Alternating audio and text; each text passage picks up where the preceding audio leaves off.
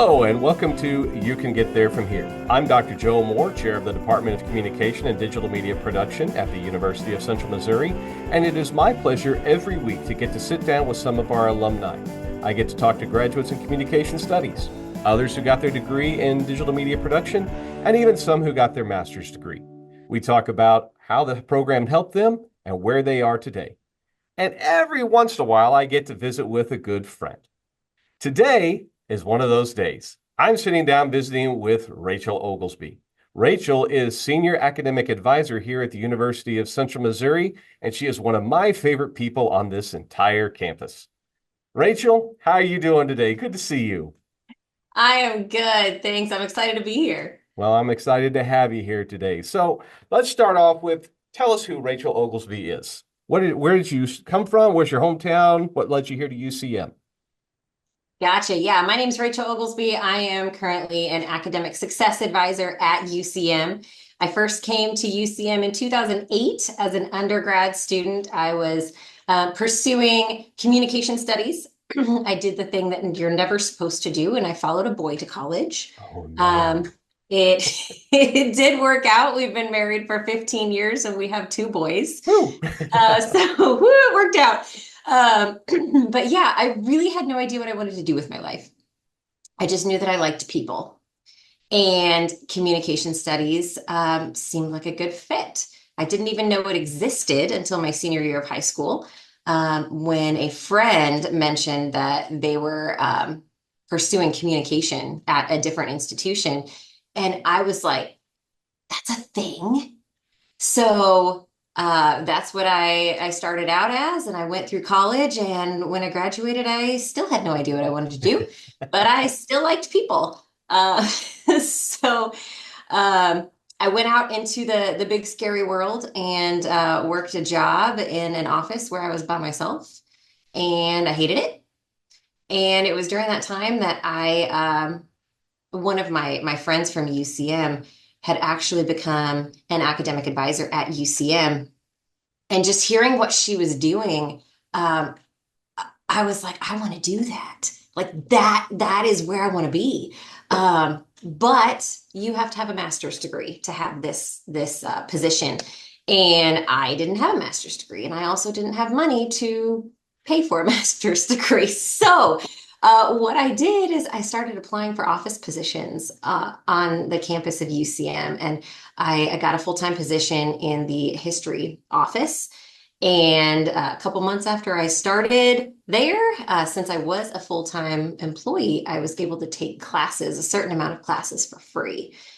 So that's what I did. And I took a couple classes at a time.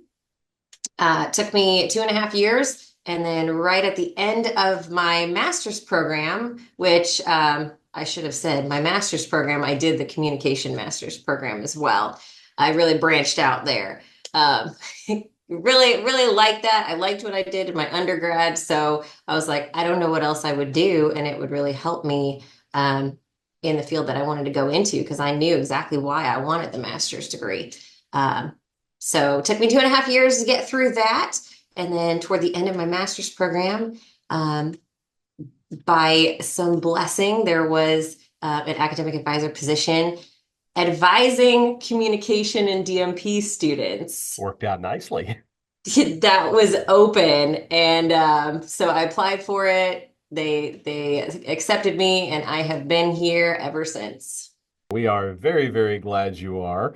I would say you talked about your first job being in an office all by yourself. I couldn't even begin to picture you in an office all by yourself. Those of you who are watching and listening, if you've caught anything so far, you can tell Rachel is about as friendly a person as you're going to meet, and I can attest to this.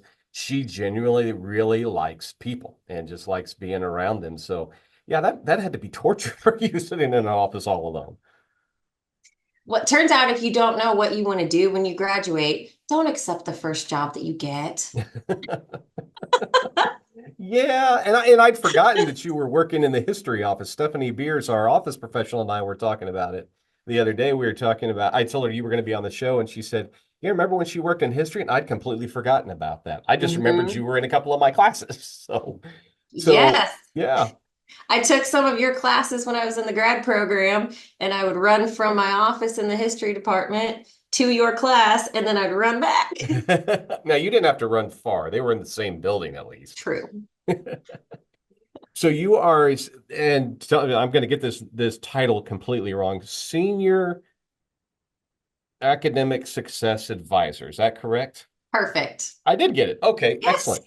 So tell us about what is the Success Advising Office and what do you do there? So most schools call it academic advisors. UCM has taken it a step further because we're not just the people that help you enroll in classes and help you with your degree requirements. So we are really focusing on students as a whole person. So yes, we're going to do the traditional academic advising things like helping students pick their classes, making sure that they're following degree requirements from the catalog. Um, but we are really looking at the student as a whole person because what's going on in their lives outside the academics is going to affect their academics. So if they are struggling with finances, if they are struggling with lack of family support, if they don't know anybody who has been to college and they just really don't know what to expect, they're going to have a lot of different questions and it's going to impact their experience here in many different ways. So that's what we do a step further. So we really get to know the students as people. Why are you here? What are your goals? And how can we support you? So it may be that we support them personally with regular check-ins throughout the semester. We talk about resources. We talk about study skills. We talk about time management. And sometimes we refer them to other offices that can help with whatever it is. So we do a lot of referring to Learning Commons, which is our free tutoring that's on campus.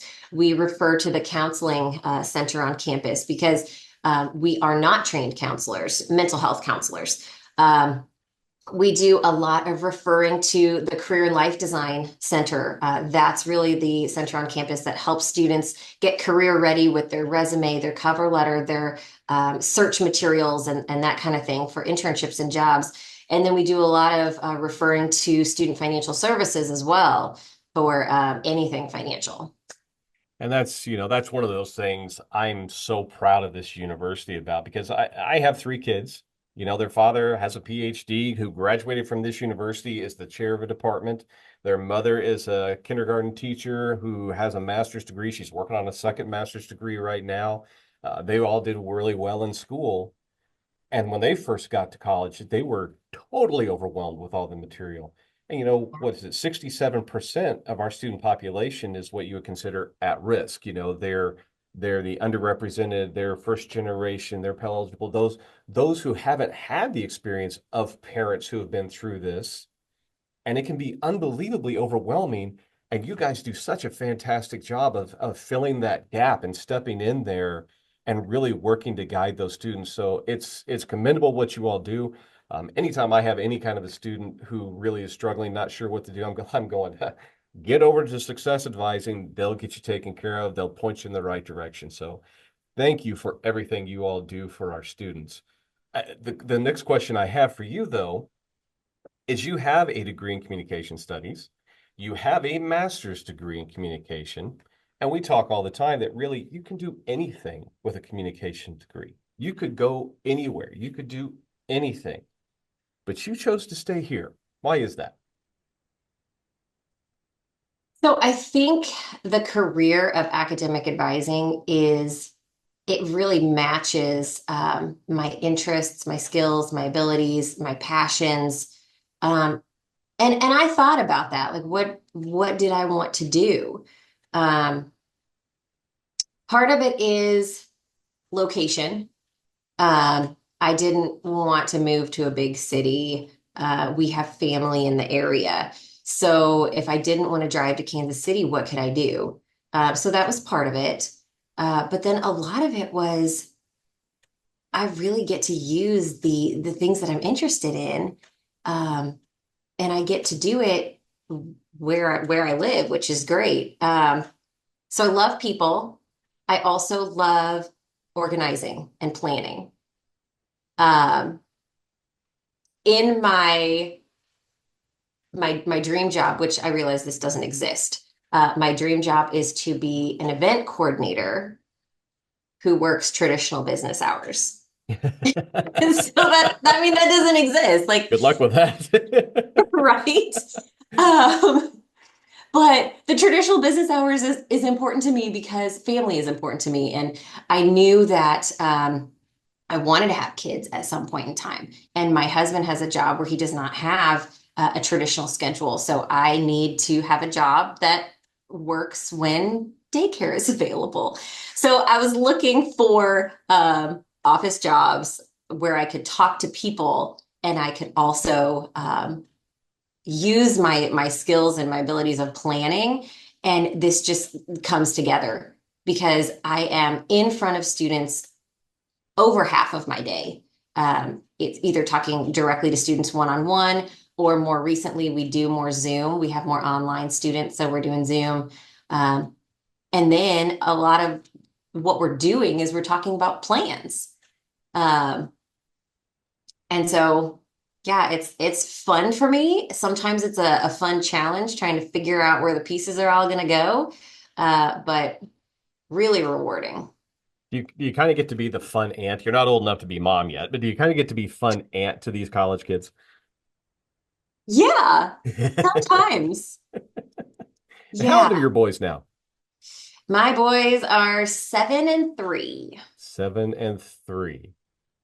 So Don't look they at the pictures in my office because one of them is still a newborn in my pictures. you need to update the pictures. Come I need on, to Rachel. update. Come Yeah. on, Rachel.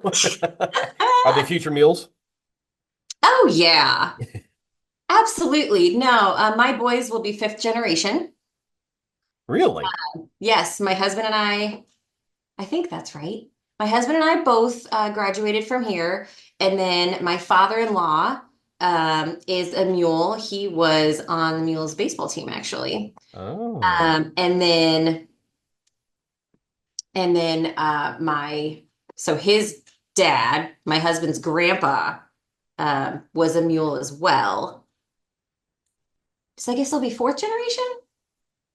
grandpa, great Yeah, grandpa, dad, fifth. That'd be fifth. sweet. Nice. It runs in the It family. runs in the family. Talk about legacy scholarships. I mean, we might be paying them to come to school here. Maybe they've got all the gear. They wear the mules t-shirts to school. Excellent. Way to represent. Well, I want to come back to you as an academic advisor, success advisor, excuse me. You're pretty good at it. A couple years ago, you were the university's academic advisor of the year. You went on in the competition to be the regional academic advisor of the year. We're very, very proud of you for all that. Thank What you. does that mean? What was involved in becoming, other than being just awesome at what you do? So, um, advising has it's called NACADA. It's the National Academic Advising Association, which they've actually changed it. They didn't change their acronym, but now it's the Global Academic Advising. Um, and so they have annual conferences, they have publications. It is basically the professional organization for anybody in academic advising. And so part of what they do for professional development is to grant awards to people who are outstanding in those areas. And so there's the main one, which they'll have a global conference every year. I was really upset because they were supposed to have one in Puerto Rico and Oh, COVID ruined that. So oh. that would have been awesome. I've been to Puerto Rico. Um, It's really, really nice. Not please to rub it in or anything. bring it back there and let me go.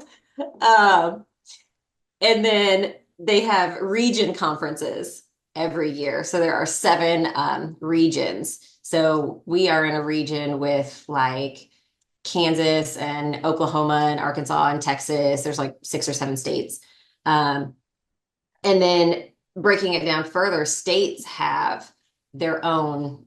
So Missouri has MACADA, which is the Missouri Academic Advising. So um, what UCM has done, and they're really good about this, is making sure that advisors here are given opportunities for professional development and then also given opportunities to shine.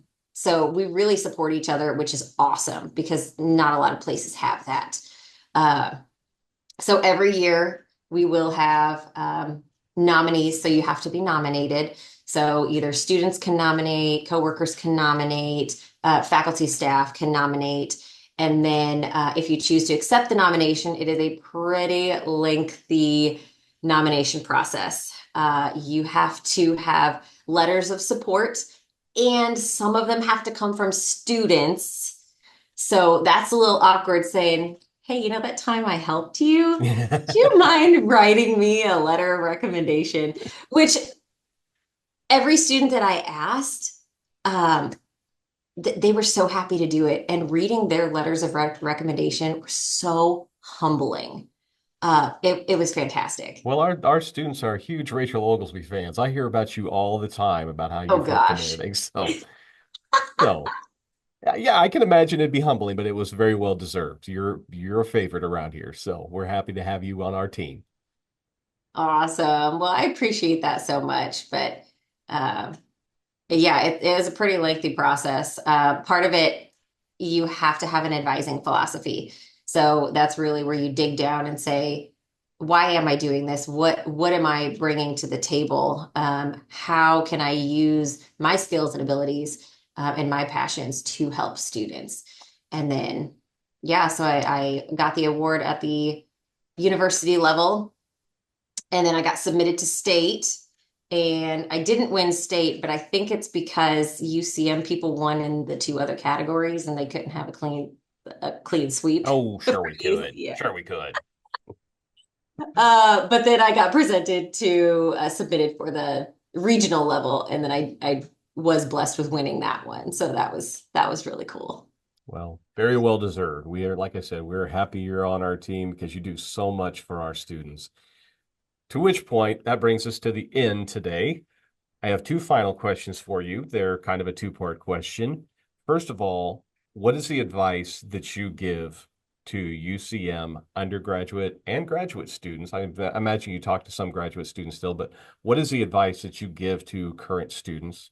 And then second of all, what would you say to a student who's thinking of coming to UCM, either for their undergraduate or their master's degree? Okay. So let's start with advice for undergraduate students.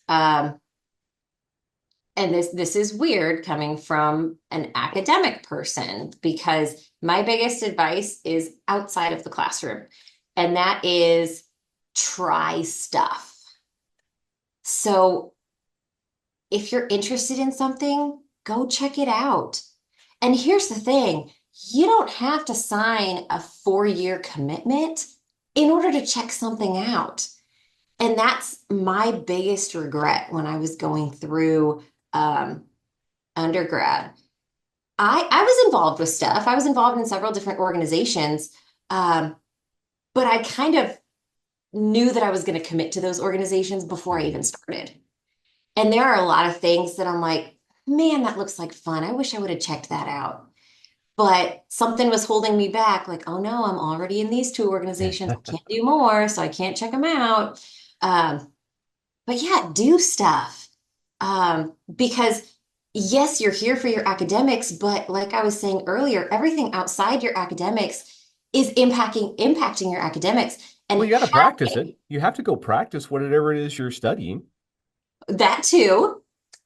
Um, but it's so important to have a group of people that's your support system. And when Yeah. you have different friends that maybe you take classes with them and you have study groups, or maybe you're completely different majors, but you're both realize that you're here for a reason, and so you build each other up. And oh yeah, you got to be on that. That's okay. I know you wanted an A, but you worked hard. Um, and having that support is so huge. Yeah. Get involved. Absolutely. Yeah. Um, what were the other questions? The other question was for somebody who's thinking about coming to UCM to study for their bachelor's or their master's. Mm. One of the things that I really appreciate about UCM, I mentioned earlier that I didn't want to move to a big city. I don't like that huge lost in the crowd atmosphere. Hmm. And that's not what you get here. You get professors who are going to know your name. Um, they're going to stop you in the halls and encourage you, talk about whatever. And that's awesome that you get to know the professors get to know you, and you realize how much that they care. Um, and that's a huge thing for me. Something else that stood out to me in the program when I started the program, um, and really probably most of the way through undergrad, I was terrified of research. Um, it's just a scary word. It's not fun. It's boring. It's dry. And I don't know where that idea came from, probably from other students that said it was hard and boring and whatever. Um, there are several professors in communication that flipped the script for me a little bit. Um, I remember vividly in grad school, I had a professor who was talking about how she was doing her own research and how it was fun and she was doing like this subject and she was doing this study. And I'm like, wait, you like research? What? And it just blew Yeah. my mind. And hearing her talk about how she was excited about the results and how she was going to tweak something, I'm like, this is kind of fun. So the way that you present things and the way that you talk about it really has an impact. And the professors at UCM, they they like what they do, and they present things in ways that you kind of catch the excitement a little bit. So that's good too. Yeah, well, Rachel, we're so glad that you are, again, I've said this many times, but so glad you're a part of our team. And, Rachel's just one of the many people in our student success advising that their whole reason for being here is to help our students succeed. And we're so happy to have you all on the team. We're so happy to have you working with our students. Y'all do a great job. And just thank you for being on the show today. Yeah, thanks for having me. This was fun. Good deal. I'm glad you enjoyed it. And thanks all of you for tuning in. Remember, you can catch every episode on our YouTube channel through the UCM Media Network. That's youtube.com/UCMMN. You can also listen on Spotify. Special thanks to Jake Mager for creating our theme music for us. Again, this is Dr. Joe Moore reminding you, you can get there from here. Have a great day.